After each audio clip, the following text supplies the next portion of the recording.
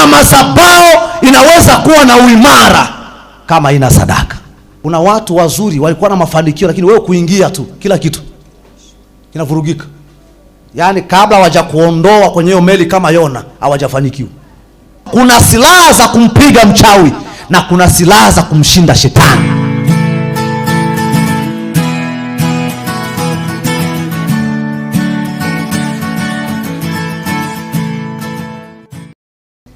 Bwana Yesu asifiwe sana. Kuna silaha moja ambayo nataka nikupe ikusaidie katika vita yako. Maana vita huwa ishi mpaka siku Yesu atarudi. Bwana Yesu asifiwe sana. Kwa hiyo kama wewe ni shujaa utapambana mpaka siku ya Yesu kurudi. Yaani utake wewe ukikataa kupambana, shetani atapambana na wewe. Amen. Haleluya. Kwa hiyo kuna silaha moja ambayo natamani nikusaidie ili katika maisha yako ujae maarifa ya kutosha. Na ni wangapi kwenye Biblia waliotumia hizi silaha? Nitachukua Agano Jipya na Agano la Kale ili uelewe vizuri. Amen. Bwana Yesu asifiwe sana.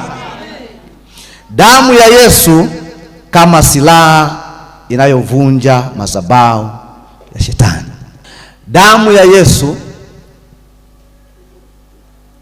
kama silaha. Naposema kama silaha, ina maana inatumika kama silaha ya kuvunja madhabahu ya kishetani. Kazi kubwa tulionayo ni kupambana na shetani ili mwili wa Kristo uwe salama. Pasipo kumwaga damu hakuna ondoleo. Ina maana hakuna wokovu wowote au kombozi wowote bila kumwaga damu. Bwana Yesu asifiwe.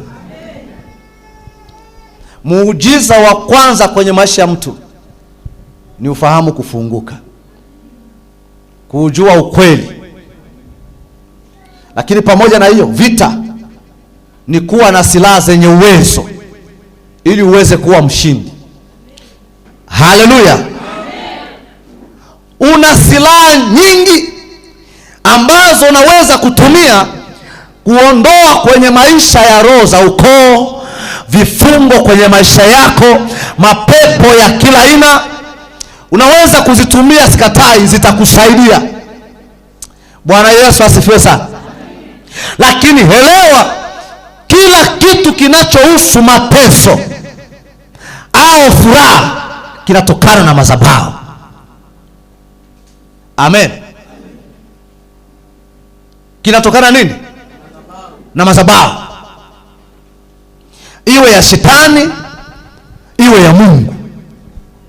Kwa hiyo kila roho ili iwe na nguvu kwenye maisha ya mtu, iwe ya kimapepo, iwe ya Mungu, inategemeana na madhabahu. Bwana Yesu asifiwe. Haleluya.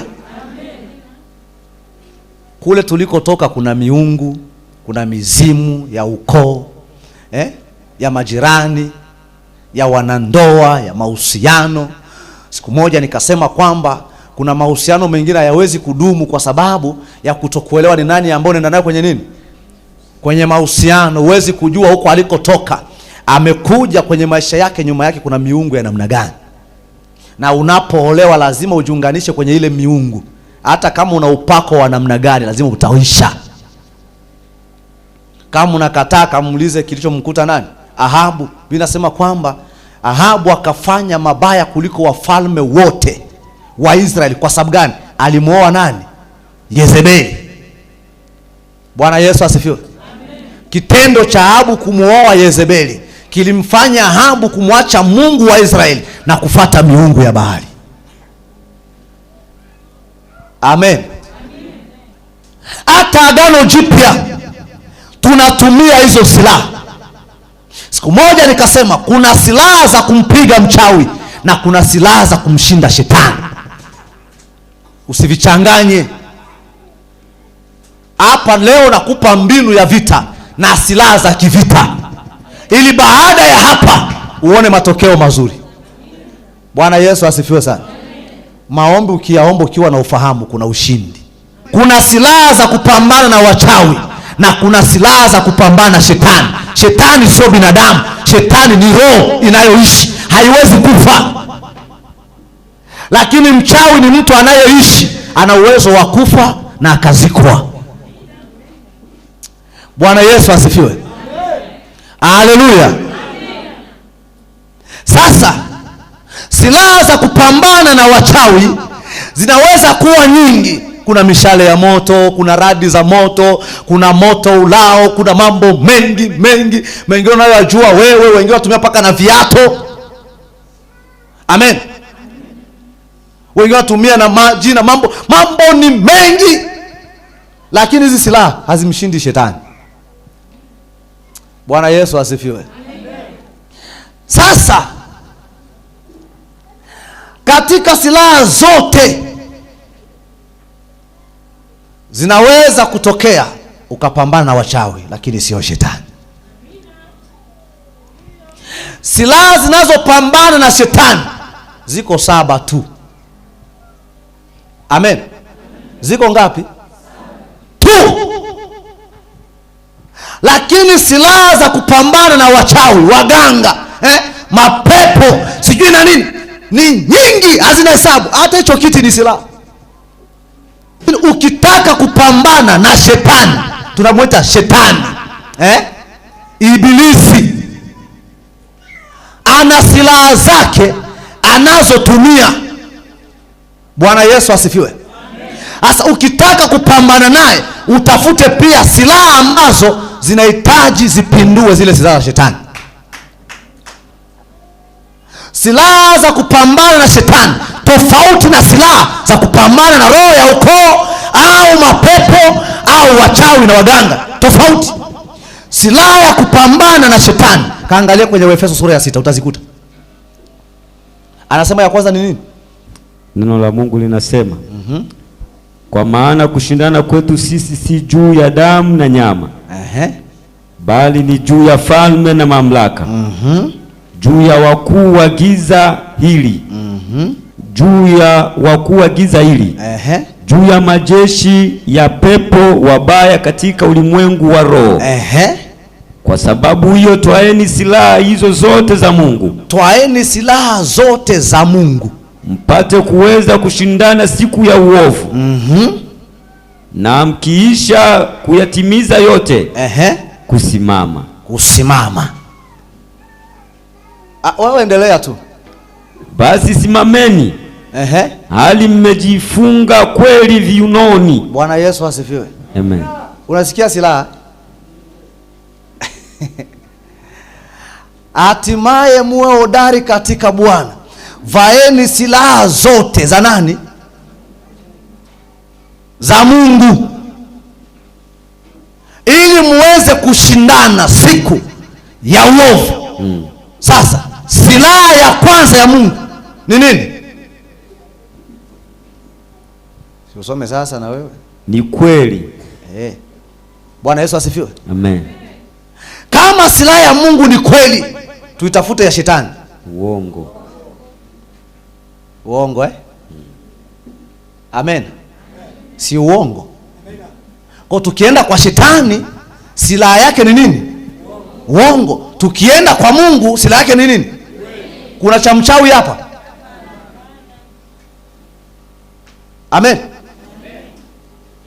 Utasema kwamba hivi umepigiwa simu, mpendo uko wapi? Mimi bana nipo Buzuruga, kumbe uko Nyamadoki. Alafu unasema hapa eti nimerogwa. Kuna cha mchawi hapa? Amen. Isipokuwa tumia silaha ya nani? Na kama tumia silaha ya shetani, wewe ni mfanyakazi wa nani? Shetani. Hata kama uko hapa. Sasa kama mimi nataka nitoe ushetani ndani yako, lazima nikwambie acha uongo, sema kweli. Hapo kunahitaji fire. Bwana Yesu asifiwe. Kwa mtu anaweza kawa madhabahuni lakini kumbe ni agent wa shetani na anazitumia silaha za shetani, hata kama ni mtumishi. Alafu watumishi wengine wanasema kwamba haka ni kauongo takatifu. Kauongo takatifu. Wanajifunza eti Ibrahimu na yale ongea kauongo takatifu. Ule ni Ibrahimu, wewe ni baby show. Haleluya. Sasa tunapotafuta silaha za kupambana na wachawi, hizi ni silaha za kupambana na shetani. Shetani anapokuja kuvamia maisha ya mtu, anaanzia kwenye fikra. Akijenga ngome kwenye fahamu zako, anapata nafasi, anachukua silaha zake anaweka. Amen. Haleluya. Kwa hiyo zote ni silaha za kukusaidia. Lakini sizungumzie hizo silaha, nazungumza silaha ya kuvunja madhabahu ya shetani. Na hakuna madhabahu inaweza kuwa na uimara kama ina sadaka. Na kila sadaka iliyotolewa ilikuwa imejenga agano katikati ya binadamu na ulimwengu wa roho. Bwana Yesu asifiwe. Haleluya.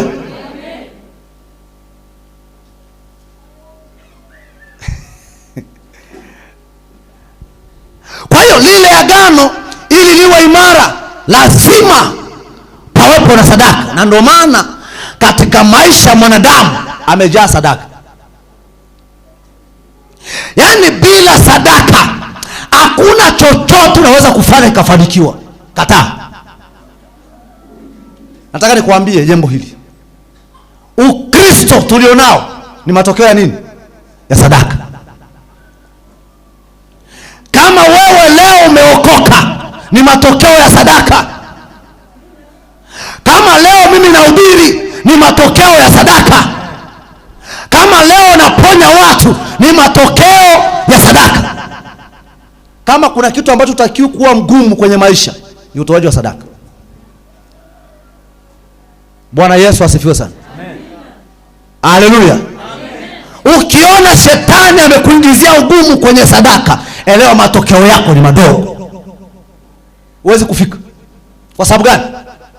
Ukisoma Yohana sura ya kwanza sura ya 3. Amen. Ni sura ya 3 mstari wa 16. Tunavyozoea. Haya tusome sasa. Nilijua tu. Amen. Akamtoa mwanae wa pekee ili kila muaminie asipotee. Tunaposema kutoa, ina maana sadaka ilitolewa.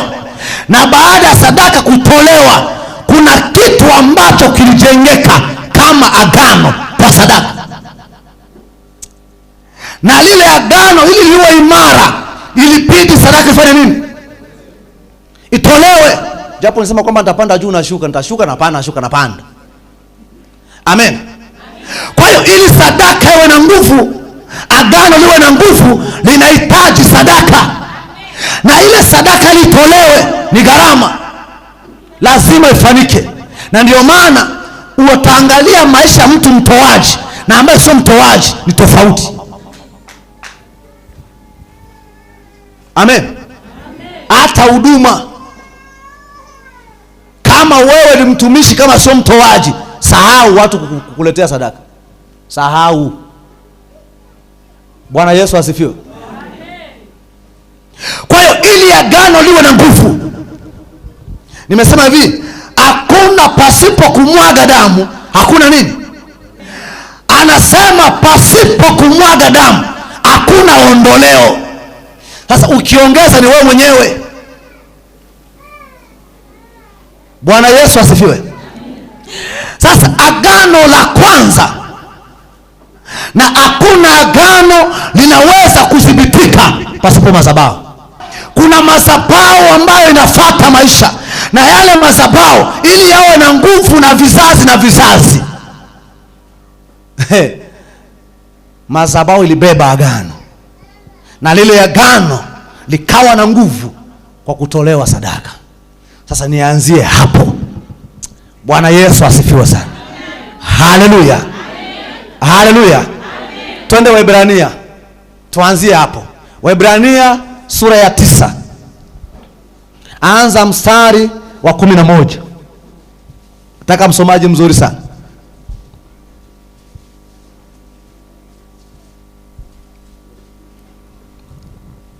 Waebrania 9:11. Neno la Mungu linasema,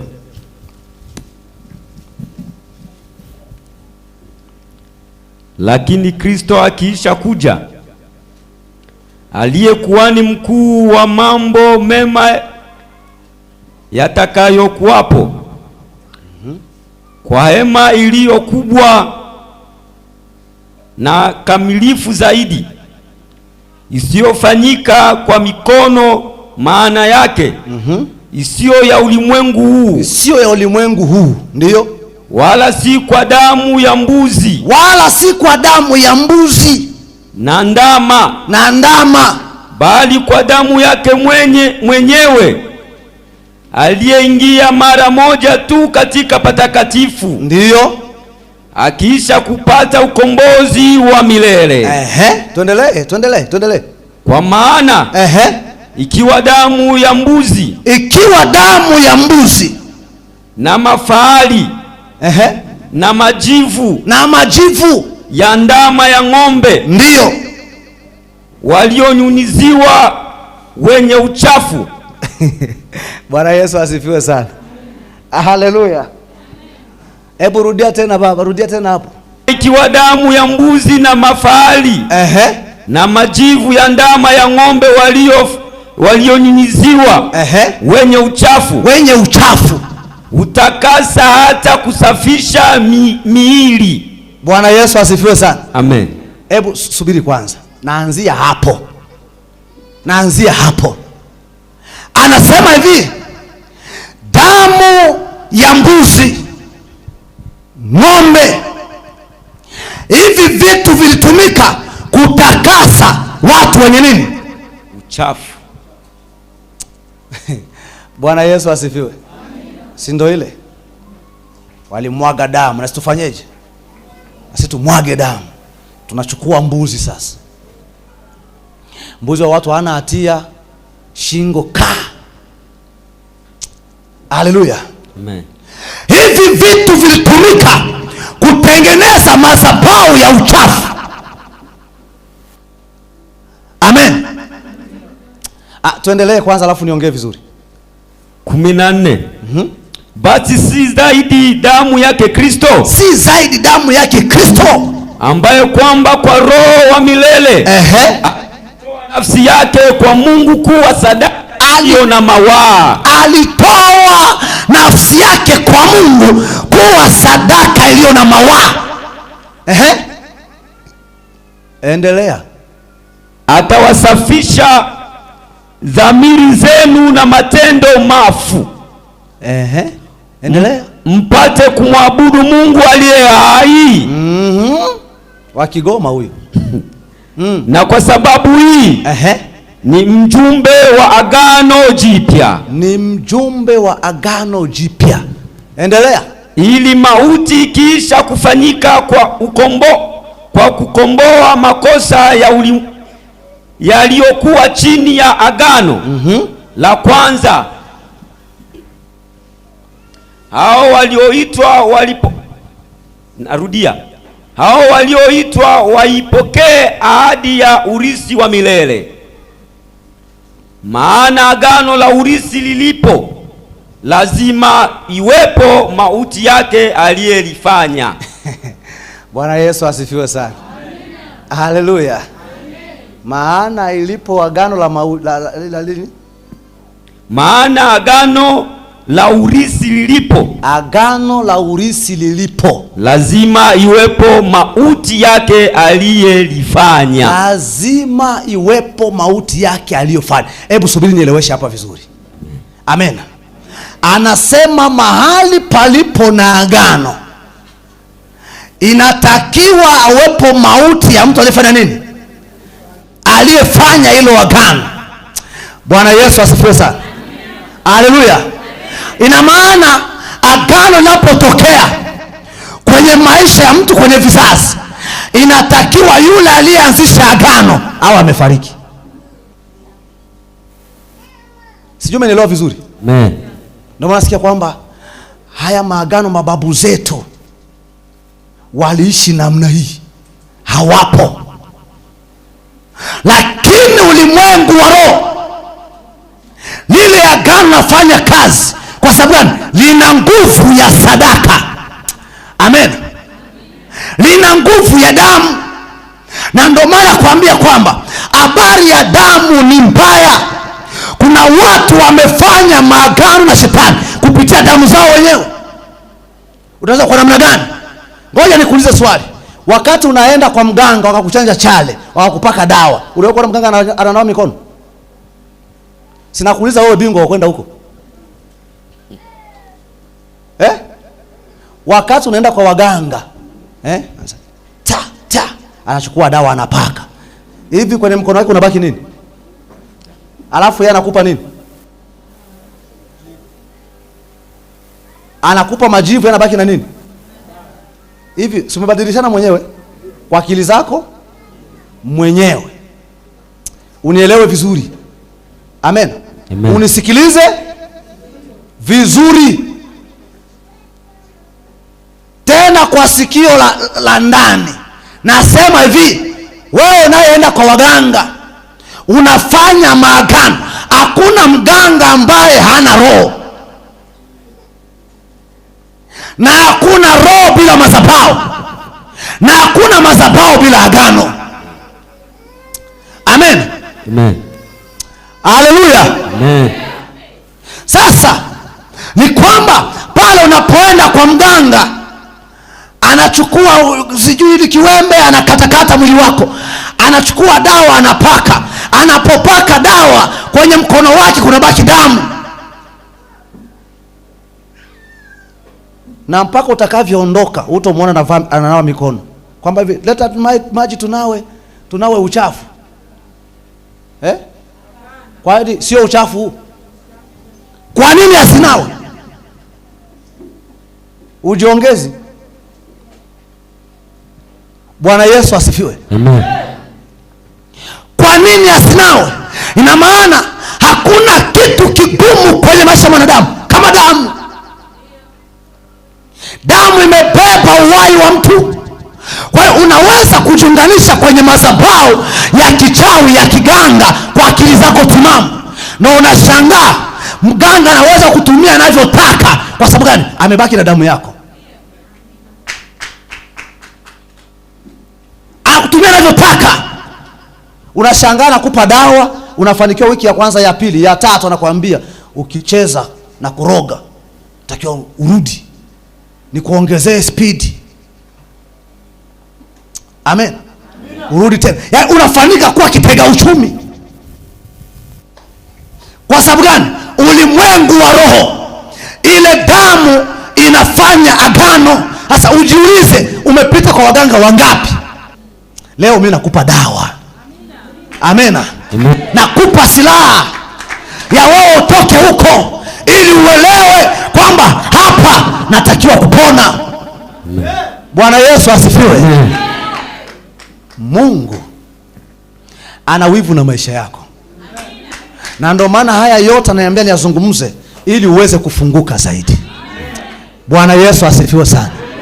Kuna wakati mwingine unaweza kumlomba baba yako, mama yako, na yeye pia hii elimu hakuipata, haijui, lakini kwa sababu wewe umejua, lazima usimame kwa sehemu yako ili uokoe pia walioko nyuma yako. Bwana Yesu asifiwe sana. Haleluya. Endelea. Namalizia. Kwa kuwa lina nguvu kabisa. Kwa kuwa lina nguvu kabisa. Ndiyo. Akiwa yeye aliyelifanya. Amen. Bwana Yesu asifiwe sana. Bado hujamaliza, endelea. Kuna sehemu nataka. Asante. 8. Ndiyo. Kwa hiyo hata lile la alikwanzwa pasipo damu. Nisikilize sasa ninakoenda. hata lile agano la kwanza halikuanzwa pasipo nini? Pasipo damu. Bwana Yesu asifiwe sana. Amen. Hivi kwenye damu kuna siri gani? Hata lile agano la kwanza lilipoanza lilianza na damu. Ndio maana nasikia huku kwenye Mwanzo anasema kwamba watu hawa walichukua mbuzi, wakachukua damu ya mbuzi, wakachukua damu ya ndama, wakatengeneza agano. Na hakuna agano laweza kutokea pasipo damu.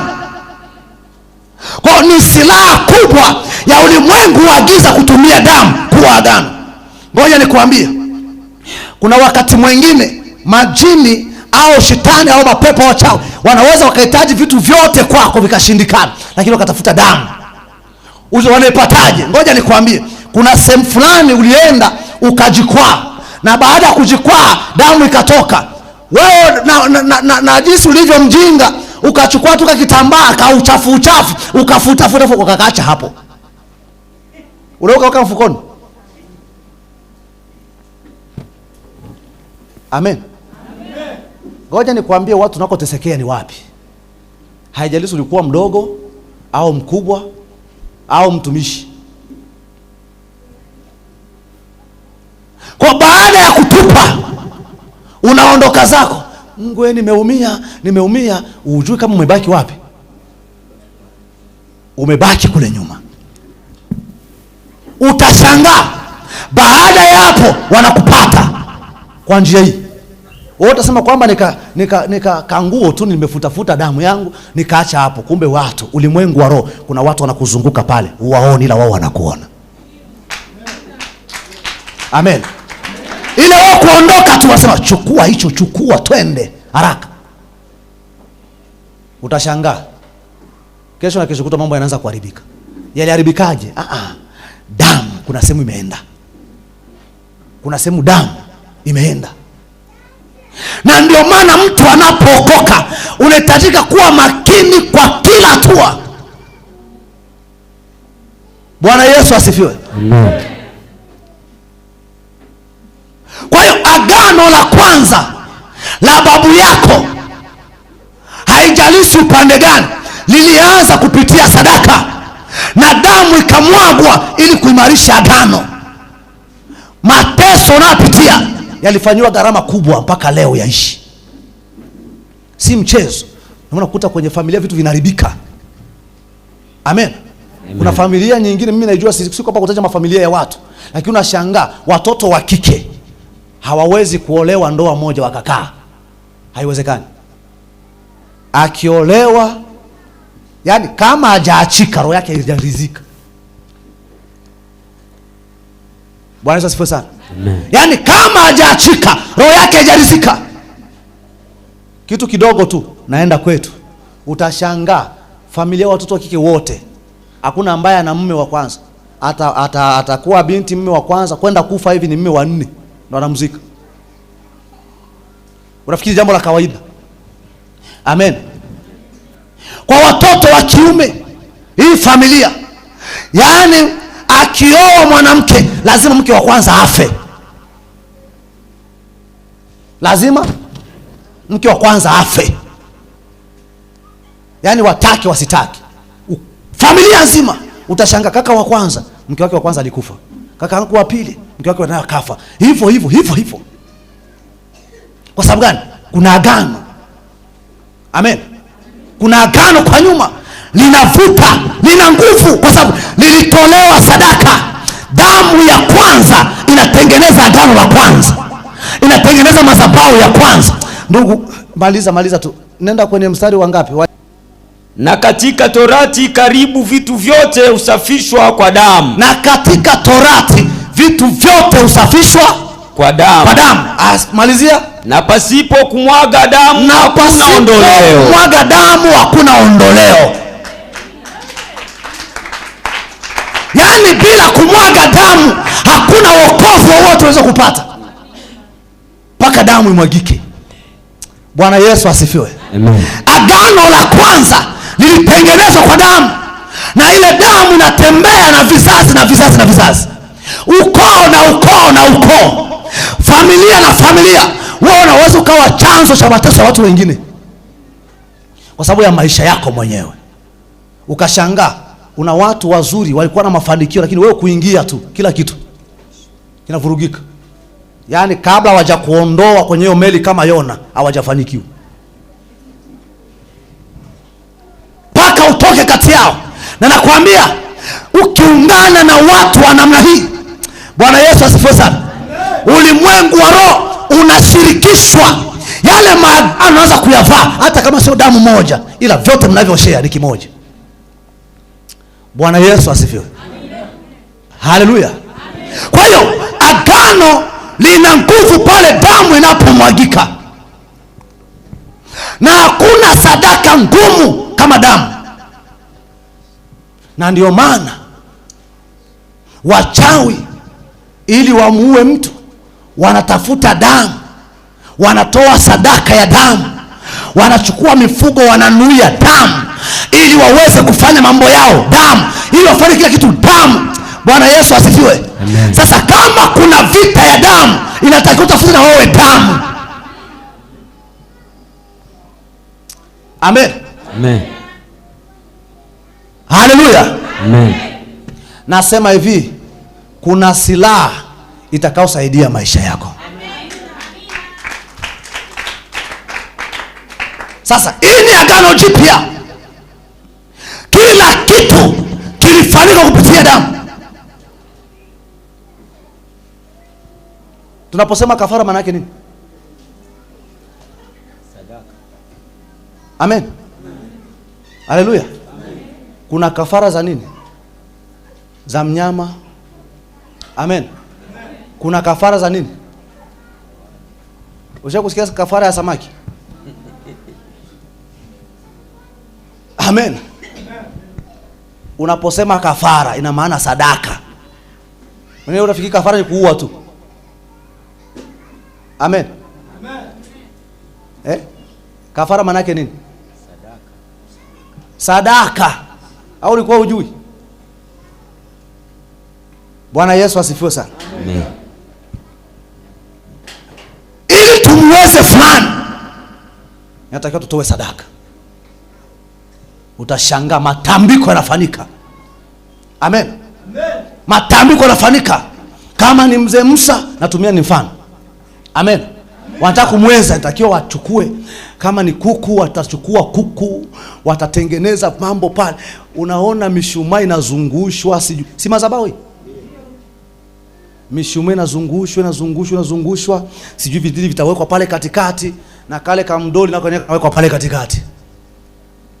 Na kuku anamwagwa, damu inazungushwa. Amen. Inazungushwa, izungushi bure mpaka itajwe jina. Utashangaa wewe Musa, wewe, yaani tumesha kushindwa. Kati tunavyomwaga hii damu ndivyo kwako itakavyomwagika.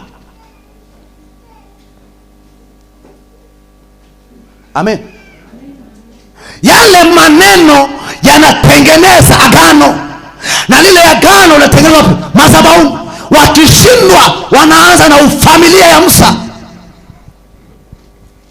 paka na uzao wake wote, hakuna ambaye atakayeolewa. Paka na uzao wake wote, hakuna atakayefanikiwa. Wakisoma vizuri hawezi, wanaweka na wanafunga ibada. Na wakifunga wamefanyaje? Bwana Yesu asifiwe. Wamefunga ibada na wakasema amina. Amina. Wamemaliza. Madhabahu yao wanakuja napeleka sehemu. Wameshaandika kwenye karatasi orodha tayari. Yaani kila utakachokifanya watoto watajitahidi. Amena. Na utashangaa, unashangaa hawezi kuchumiwa na mtu ambaye ni nani. Utashangaa ni yule naye kashazeka. Unashangaa baba ana miaka 50, mwanao ana miaka kama 18. Sasa ujiulize, hawa wataishi miaka mingapi baba hajafa? Wataishi miaka mingapi mume hajaondoka? Mzee anasema 3 kwa ufunuo wake. Amen. Kwa hiyo kuna vitu unachukulia kawaida, badala ya kuvishughulikia kiundani, wewe unashughulika kama vile utaki. Na kuambia hivi, madhabahu ya shetani yanapojengwa yanatolewa sadaka ya damu, na damu ile inapodumiza kwa vile vitu lazima viwe na nguvu, kwa sababu roho inapenda damu. Bwana Yesu asifiwe. Haleluya, haleluya. Lazima uwe makini. Na shangaga sana wakina mama, ukashangaa ameshaona wazungu vile vitu vyake ndio kwenda sasa wanavianika sasa popote pana kotaka. Ngoja nianike na hapa. Unashangaa vingine mpaka mtaroni. Hajakaa vizuri, vingine mpaka sijui wapi. Acheni hivyo. Bwana Yesu asifiwe. Amen. Haleluya. Sasa lazima ujue nitaokoka namna gani, nitatokaje kwenye hili. Lazima pawepo na silaha itakao kusaidia. Wafalme wa kwanza 18:21 hadi 23. Nataka nikufafanulie kitu kimoja ambacho huo unakisoma sana. 18:21 hadi 23. Nataka tuende kwa haraka. Wafalme wa kwanza 18:21 hadi 23. Twende haraka msomaji. Naye Elia akawakaribia watu wote. Akanena, mtasita katikati ya mawazo mawili hata lini? Ndiyo.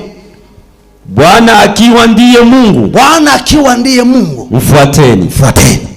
Bali ikiwa Baali ni Mungu, haya mfuateni yeye. Wale watu hawakumjibu neno. Ndipo Elia akawaambia watu, ndiyo, mimi nimesalia mimi peke yangu, nabii wa Bwana, lakini manabii wa Baali ni watu 450. Ndiyo. Kwa hiyo na watutolee ng'ombe wawili. Wao na wajichagulie ng'ombe mmoja, wamkate na kumweka juu ya kuni. Wasitie moto chini. Ndiyo. Nami nitamtengeneza huyo ng'ombe wa pili, na kumweka juu ya kuni, wala sitatia moto chini. Bwana Yesu asifiwe sana. Amen. Inatosha. Sizungumzia habari ya moto, sijui alishusha moto Elia akafanyeje. Ili andiko unalizoea, lakini nataka nikwambie kwa nini moto ulishuka. Tafsiri ni nyingi. Nataka nikwambie kwa nini moto ulifanyeje? Ulishuka. Na kwa nini sadaka yake ilikuwa na nguvu. Bwana Yesu asifiwe sana. Biblia inasema kwamba Elia alijenga madhabahu, akachukua mawe 10 na ngapi? Jamani, kama hata hujui ukumbuke hata kwa ule mwimbo wa nani wa Mwangila basi. Akachukua mawe 12, akatengeneza madhabahu. Alipotengeneza madhabahu, akachukua mapipa mangapi? 4. Biblia inasema hivi kwamba yale mawe 12 sawa. Ukisoma hii sura kushuka chini utayakuta haya. Sawa na hesabu ya kabila ya wana wa Israeli. Bwana Yesu asifiwe sana. Alipochukua mapipa 4 sawa na wenye wale wangapi? 4. Baada ya hapo akachukua sadaka wa pili. Bwana Yesu asifiwe. Haleluya. Haleluya. Funguka. Elia alishusha moto na mimi nashusha. Unajua gharama aliyoifanya mpaka moto ushuke. Bwana Yesu asifiwe. Ametengeneza madhabahu kwa neno la Bwana, alafu akachukua ng'ombe wa pili. Kwa nini akuchukua wa kwanza? Bwana Yesu asifiwe sana. Kwa nini manabii wa Baali walichukua ng'ombe wa kwanza? Anayepanga ni Elia. Ambia nyie chukueni ng'ombe wa kwanza, mimi nitachukua ng'ombe wa pili. Kwa sababu gani? Katika habari ya agano, habari ya madhabahu, ng'ombe wa kwanza anaashiria madhabahu ya kishetani. Na ndio maana kwa Waebrania anasema kwamba damu ya kwanza ilitumika kwa sababu ya uchafu. Sijui nielewa vizuri. Nimekupeleka mbali kama watakuwa wawili watanielewa, si ndio wao. Bwana Yesu asifiwe. Akachukua ng'ombe wa pili. Ng'ombe wa pili kwa imemaanisha kitu gani? Ukiangalia Waebrania hiyo anasema kwamba agano la kwanza liliimarishwa na damu ya mnyama, lakini agano la pili liliimarishwa na damu ya Kristo ambayo ni agano la pili. Kwa agano la pili linapokuja lazima livunje agano la kwanza. Na ndio maana yule ndugu hakuchukua ng'ombe wa kwanza, maana alijua ng'ombe wa kwanza ni kwa ajili ya mapepo. Amen. Sasa wewe roho za ukoo unataka uanze, ninashusha moto, sijui moto uteketeze madhabahu. Uliteketeza madhabahu. Kwa nini madhabahu ilikuwa ya Baali hiyo? Moto wale uteketeza madhabahu ya nani?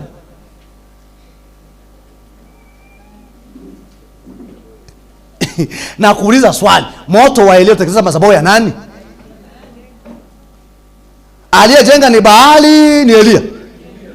Kwa uteketeza madhabahu ya nani? Amen. Bwana Yesu asifiwe. Kuna watu nimewaacha mbali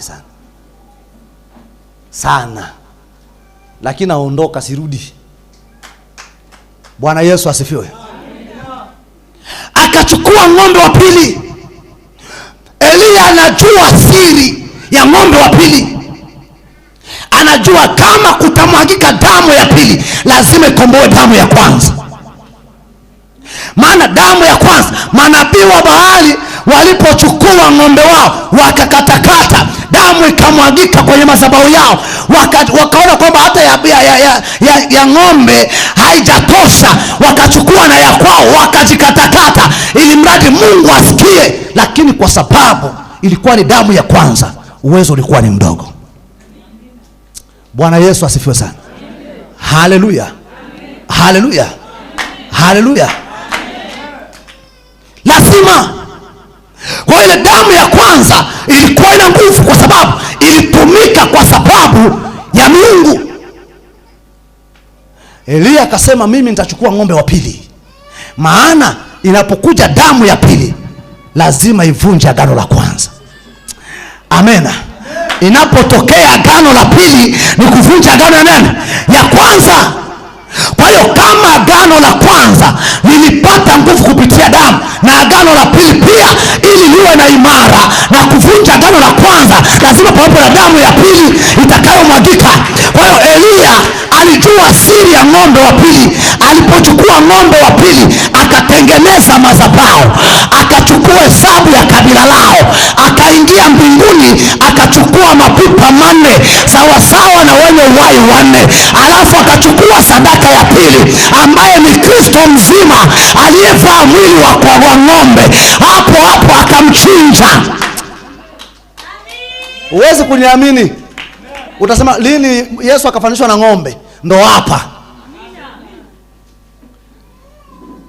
tunajua Yesu ni mwana kondoo, si ndio hivyo? Sasa hapa ni ng'ombe. Amen. Akachukua damu ya pili. Alipochinja yule ng'ombe wa pili kwenye madhabahu matakatifu, Elia akajua hapa sijachinja ng'ombe, bali nimemtoa sadaka mwana kondoo wa Mungu kwa njia ya ng'ombe, ili damu hii ya pili ipindue damu ya kwanza. Damu ya kwanza ilikuwa haina nguvu, ila damu ya pili ilipokuja ikaanza kuharibu utaratibu wa manabii wa Baali. Kwa hiyo ile damu ikasaidia Elia kuwa na nguvu, kupata nafasi, kwa sababu alijua kwamba hapa namchinja Kristo kwa ajili ya kukomboa taifa la Israeli. Bwana Yesu asifiwe sana. Haleluya. Na aliposema Bwana na ijulikane kwamba upo. Yeye tayari ameshajua kwamba yupo. Sasa anataka na hawa wajue hakika yupo, na kwa sababu yupo kwa umbo wa nyama. Yaani pale Yesu alikuwa amevaa umbo wa nini? Kuokoa wana wa Israeli. Lakini ili awaokoe ibidi madhabahu ifanyeje? Ijengwe, itolewe sadaka, damu mwagike. Anasema hakuna ondoleo pasipo kumwaga damu. Bwana Yesu asifiwe. Yawezekana ili uweze kunielewa vizuri, uweze kunielewa. Twende Waamuzi. Ili unielewe vizuri. Waamuzi sura ya 6. Nitumie hiyo. Waamuzi 6 25. Anza tu 25. Kuna sehemu nitakwambia uishie hapo. Waamuzi 6:25. Ikawa usiku huo Bwana akamwambia, mtwae ng'ombe wa baba yako. Yaani ng'ombe wa pili. Hivi kwenye mbili kuna nini? Bwana Yesu asifiwe. Amen. Endelea. Wa miaka 7. Ndio. Ukaangushe madhabahu ya Baali. Bwana Yesu asifiwe sana. Amen. Inatosha. Usiende mbali. Amen. Gideoni akamuuliza Mungu, kama kweli upo katikati yetu, yapo wapi matendo yako makubwa tulioyashuhudia huko? Mungu akamwambia Gideoni, si kwamba sipo, mimi nipo naishi kwenye taifa la Israeli, nipo, lakini tatizo ni nyumba ya baba yako. Amena. Si kwamba una nyota nzuri, unayo, na neema ya kufanikiwa unayo, lakini kuna vitu bado hujavishughulikia huko nyuma. Unaweza kukuta kila sehemu ukienda hapa kuombewa, mbona kama vile hakuna moto? Amen. Unatoka tena unasema nyingine, mbona hapa pia hakuna moto? Hapa pia hakuna moto, lakini nina imani ya kuomba, nina nini. Hivyo vyote sawa, sikatai, lakini kuna vitu hujavishughulikia kwenye maisha yako, vinakuongoza kwenye njia mbaya. Paulo anasema kwamba ninapotaka kutenda mema, lipo jambo baya linatokea. Kile ambacho sikitaki ndo nakifanya, kile ambacho nataka siwezi, kwa sababu kuna roho nyingine inaniongoza pabaya. Bwana Yesu asifiwe sana. Haleluya. Hivi hujawahi kuona mwanamke ni mzuri kabisa, lakini uvaaji wake lazima avae sketi ambayo inaishia humu? Amen. Anafikiri kwamba wanaume wakiona mapaja ndo wataolewa, si ndio hivyo? Amen. Si ndio hivyo? Sasa matokeo yake sasa, ngoja nikuulize swali. Hivi Yehudi ameyaona, mzee Sifu naye kayaona, mzee Musa kayaona, nani kayaona. Sasa mimi na faida nao ya nini sasa? Na kuuliza swali. Amen. Hivi ni heshima hii, ni aibu? Yaani mapaja ni ya wananzengo.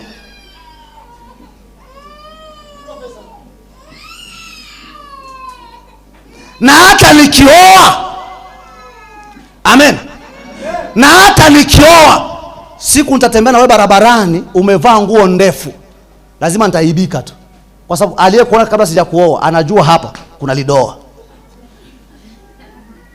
Amen. Kwa hata nikitembea na wewe unajua kwamba leo umevaa nguo, lakini yule unajua kuna paja lake huwa kuna lidude hapa hivi. Kwa tunatembea huko nyuma, wananifundisha jinsi ulivyo. Kwa sababu gani? Kuna roho. Amena. Sio kwamba ni wewe, hapana. Sio kwamba ni wewe, hapana. Kuna roho ya kukuaibisha. Mungu akamwambia Gideoni kwamba yako wapi matendo yako makubwa? Unaweza kujiuliza hapa, mbona mimi sijafikia pale wanakosema? Huwa wanasikia kwamba kwenye madhabahu ya uamsho watu wa wanapona, wanafunguliwa, wanabarikiwa. Mbona mimi sijawahi? Sio kwamba hujawahi. Chunguza huko nyuma, kuna ibada zilifanyika kwa ajili yako, na utakuja kugundua siku Mungu anaandaa muujiza wako, sikuuji kanisani. Bwana Yesu aturumie sana. Hii ndo kazi ya miungu. Siku ambayo mbingu zimepanga kitu kwa ajili yako, hiyo siku zinakuambia usiende. Usiende. Hata ili neno, kuna mtu aliandaliwa na Bwana kalipanga vizuri ili akisikia afunguke ufahamu. Mungu kasema leo usiende, ili usijue zaidi. Sasa Gideoni akamwambia Mungu, hivi inakuaje sisi tuteseke? Angalia huku sisi tunapura ngano kwa maisha magumu, tena porini, wakati wewe hupo. Waameleki wanatutesa, wewe hupo. Tatizo ni nini? Umejificha wapi? Mungu akamwambia Gideoni, hapana, mimi nipo. Si kwamba nimesafiri, lakini tatizo siwezi kujidhihirisha kwa sababu madhabahu ya baba yako ya bahari inazuia nisifanye kazi. Bwana Yesu asifiwe sana. Haleluya. Upendo wa Mungu ni mkubwa kwako. Miujiza ipo ya kutosha, lakini kuna roho inayoishi ndani yako, inatembea na wewe, inavuruga maisha yako. Kuna kitu ambacho umekibeba kwenye maisha yako. Gideoni akamwambia Mungu, wewe uko wapi ikiwa hawa watu wanateseka? Mungu akamwambia, mimi nipo, lakini kama unataka unione, dili na madhabahu ya baba yako. Vunja kwanza hiyo madhabahu. Na ivunjaje sasa? Mungu akamwambia Gideon ya kwamba chukua ng'ombe wa baba yako wa pili. Wa kwanza alifanya kazi gani? Tunarudi kwenye damu. Bwana Yesu asifiwe.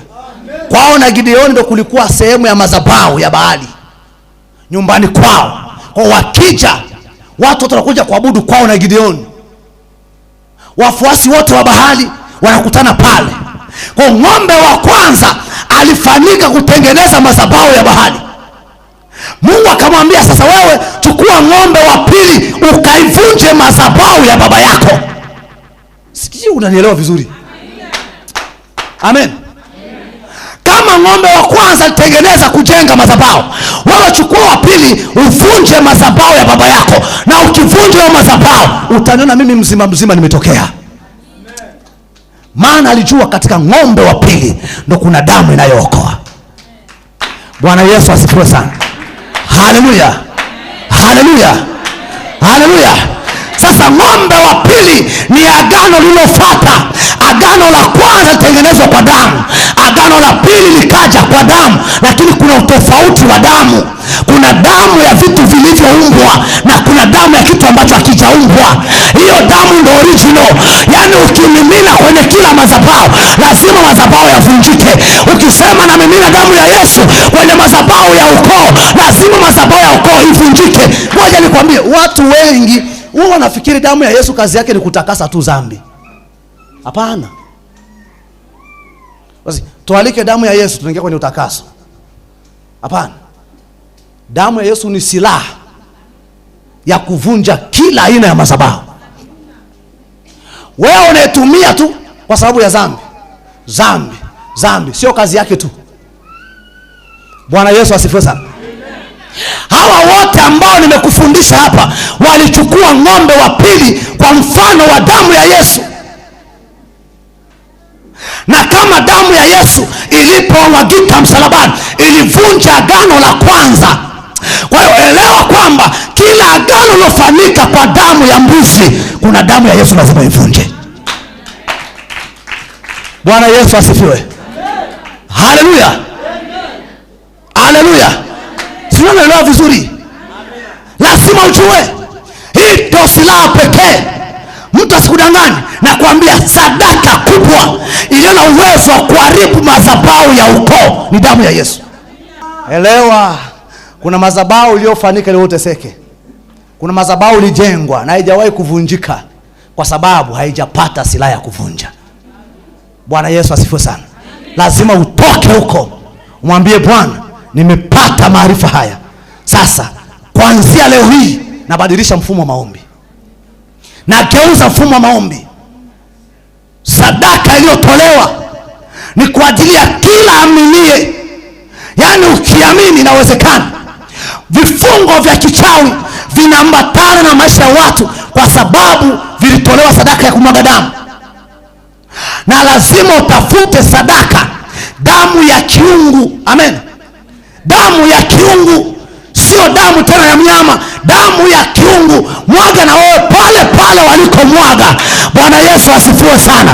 Wanasema ya kwamba mimi walitumia sijui ndama, wakatumia ng'ombe. Wewe chukua damu ya Yesu kwa imani, nenda nao kwenye furushi, nenda nao kwenye sufuria kubwa, anza kumimina. Nilipita kwa mganga fulani, wakachukua damu yangu, na mimi namimina ya Yesu pale pale, na mimi naimwaga Yesu pale pale. Nilipita kwa mganga fulani, na akachukua jina langu, na mimi na damu ya Yesu pale pale.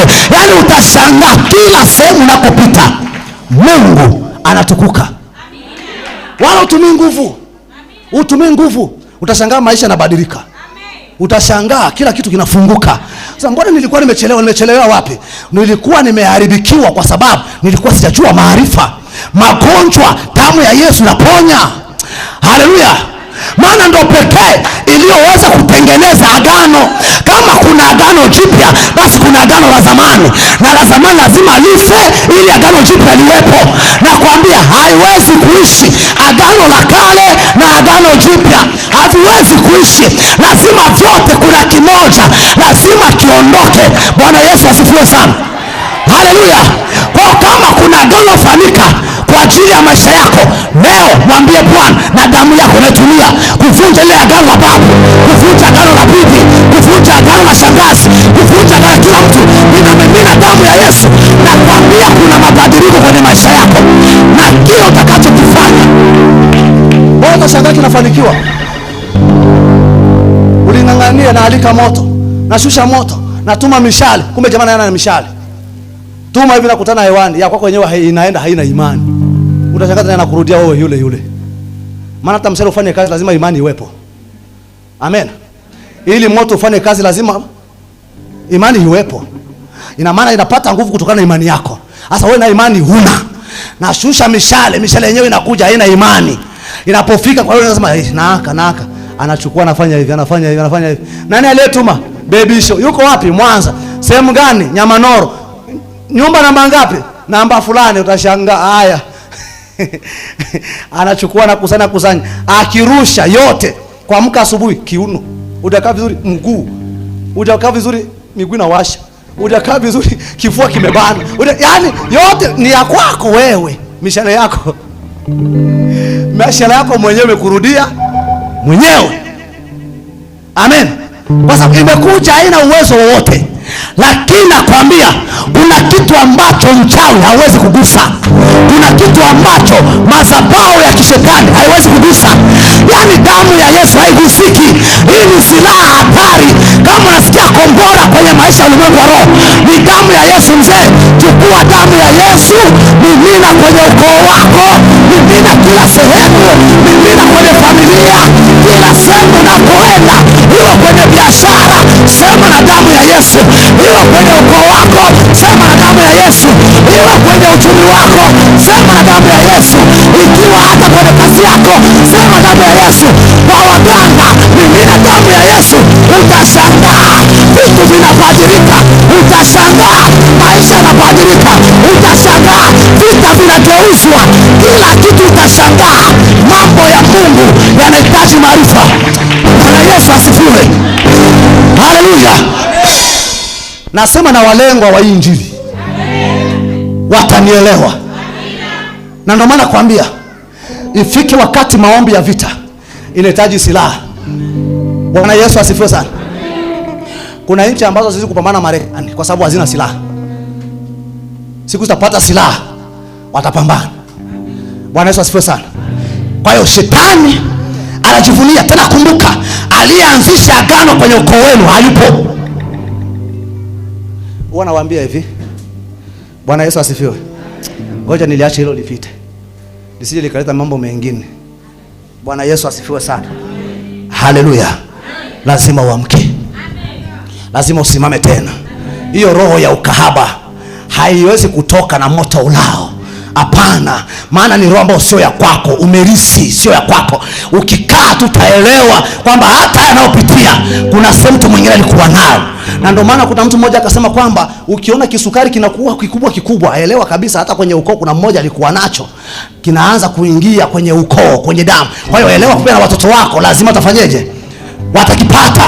Kwa kabla wakijawafikia, wewe chukua damu ya Yesu, anza kuweka mbele kwenye maisha yako. Wawekee mipaka. Mwambie Bwana, hii damu yako hii ni agano jipya kwenye maisha yangu na maisha ya familia yangu. Agano la kale lilikuwa la babu, agano la kale la kwao na bibi, agano jipya la mbinguni. Ninapolitaka lazima nifanye vipya, na kuambia inawezekana. Sema inawezekana. Haleluya! Haleluya! Nataka nikwambie hakuna kitu kinachomshinda Mungu. Tatizo tumezidiana maarifa, mbinu. Amen. Mbinu.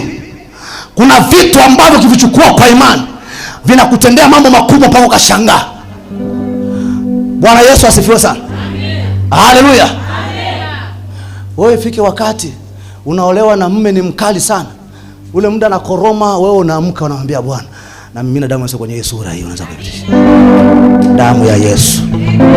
Yaani unapoamka nafuta kila hasira zote, nafuta kwa damu ya Yesu, kwa damu ya Yesu. Huku jamaa na koroma tu, kwa damu ya Yesu, kwa damu ya Yesu. Na kukoroma kote huku, Bwana safisha huu bongo, kila kitu. Utashangaa kufika asubuhi, mke wangu siku hizi aisee, natamani tu niwe hapa tu na kuangalia jamani. Unasema okay, imevaa. Lakini unaanza sasa, navunja hiyo roho ile ndani yako wewe. Jina la Yesu. Ninavyokunyonga hivi na naonga na roho.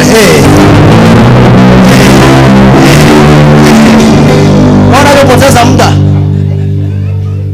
Vijishara vya ajabu havina hata upako. Bwana Yesu atuhurumie sana. Sikatai imani yako imekusukuma ufanye hivyo, lakini havifanikiwi. Kwa sababu gani? Maarifa. Amen. Kuna silaha moja tu ambao shetani hawezi, nakwambia hawezi kugusa. Na ukitumia nakwambia, hata ulikuwa uchawi wa ukoo gani.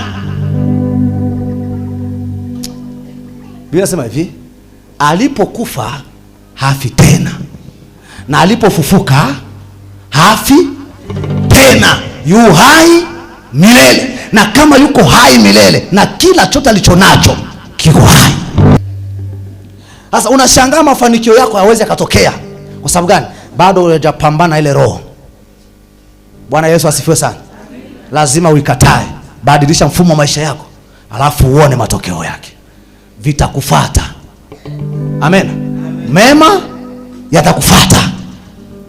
Mema, mpende sana Mungu, ndipo utakuwa na amani. Alafu mema atafanya nini? Yatakujia. Sio kwamba utatafuta, yatatoka huko yaliko, yanakufuata pale ulipo. Huyo ndo Mungu. Bwana Yesu asifiwe sana. Haleluya. Haleluya. Hivi hujawahi kuona mtu anatembea hivi na akafunga ndoa nzuri? Amen. Na akafunga ndoa ya maana. Tunaonaga hata mtandao na shangaa mtu, hizi meno za hapa zote hazipo, alafu hiyo kumenyooka. Lakini amevaa shera. Sasa hata zile busu zinaendaje hapo? Bwana Yesu asifiwe. Haleluya. Lakini ona wapoa kunyoka bado yuko vile vile tu. Kutangatanga kwa vijana wengi. Sijui nitaendea wapi, mimi nitampata ngoja niame kwanza mkoa. Huyo Tabora. Zunguka Tabora yote hamna. Ngoja niende Morogoro. Na kwambia utamaliza Tanzania, mwisho unaingia Uganda. Amen. Hapana. Kuna vitu Mungu anataka uvibadilishe. Ukiviondoa tu utashangaa, wanakuja wenyewe. Bwana Yesu asifiwe sana.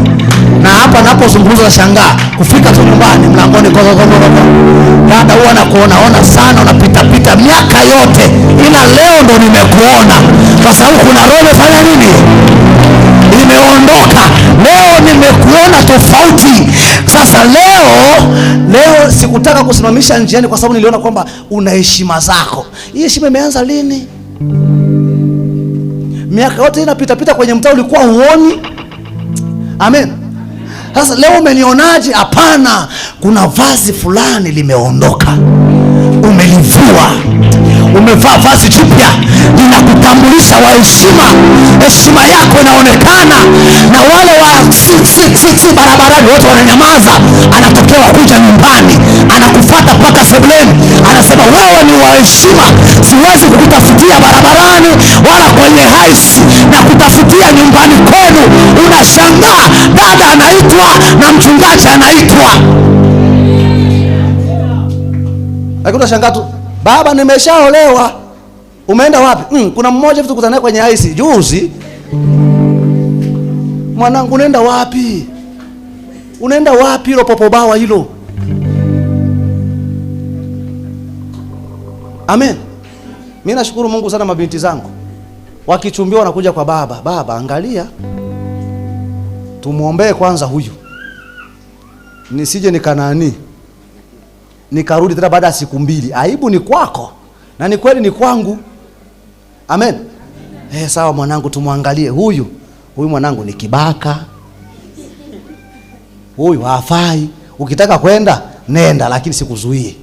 Sijawahi kumzuia mtu mimi, ila nakupambia tu kwamba huyu ni mbakaji, ila nenda.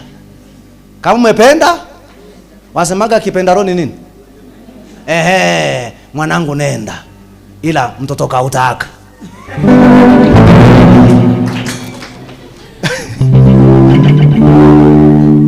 Bwana Yesu asifiwe sana, na Mungu awabariki.